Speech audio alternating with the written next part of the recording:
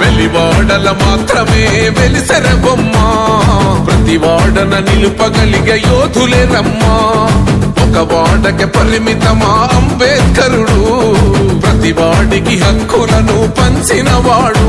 తను రాసిండు రాజ్యాంగం దేశం కోసం, తను చేసిండు పోరాటం అందరి కోసం.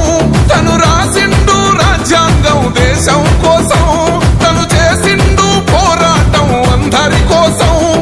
చీకటిని తరిమేసి వెలుగైనాడు. జై భీం జై భీం జనగుండె నినాదం, అందరం ఒకటై గెలవాలి సమాజం. జై భీం జై భీం ఒక యుద్ధ నినాదం, అందరి కోసం గది పోరు ప్రవాహం.